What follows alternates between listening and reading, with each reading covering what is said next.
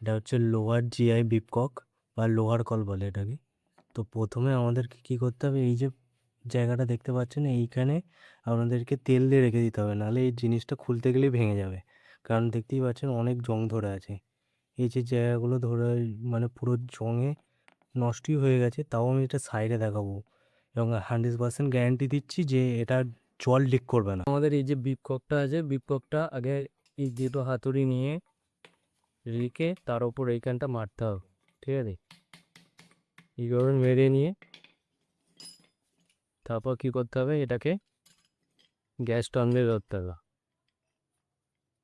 ধরে ধরে তারপর এটাকে খুলতে হবে।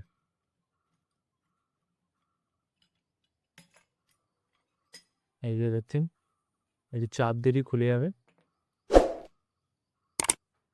বাজারে এই দুই ধরনের ওয়াশার পাওয়া যায়, একটা বড় ওয়াশার, একটা ছোট ওয়াশার, ঠিক আছে? এই দুটো ওয়াশার বাজারে পেয়ে যাবেন আপনারা। তো এখানে যেটা আছে বড় ওয়াশার আছে, এই বড় ওয়াশারই লাগাবো এবং দেখবো যে জল লিক করছে কিনা। তো এখানে একটা নাট আছে, নাট, এই নাটটা আমাদের এই কামড়ির সাহায্যে খুলতে হবে। এই যে দেখতে পাচ্ছেন নাট আর এই জল, এর মধ্যে ওয়াশারটা দিয়ে এটাকে এঁটে দিতে হবে। এই যে কামড়ির সাহায্যে এটা পাল্টে দিলাম, ঠিক। তারপরে এইখানে আমাদের দেখতে হবে যে ভেতরে কোনো আয়রন ফায়রন আছে কিনা, সেগুলোকে এই স্ক্রুড্রাইভার দিয়ে বার করতে হবে। এভাবে ঠুকে ঠুকে বার করে নেওয়ার পরে এইখানে দিয়ে দেবে, এইভাবে এইভাবে দিয়ে এই যে জিনিসটা আছে এইভাবে এটা দিতে হবে।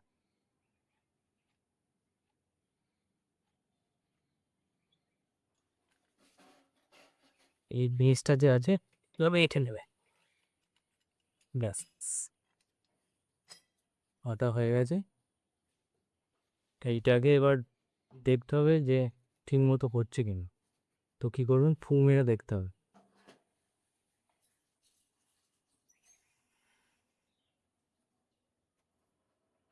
তো ঠিক হয়েছে কিনা সেটা আমি আজকে দেখিয়ে দিচ্ছি। প্রথমে এটা টেপ দিয়ে আঁটা দরকার, কিন্তু এটা আমি এমনিই আঁটছি, ঠিক আছে?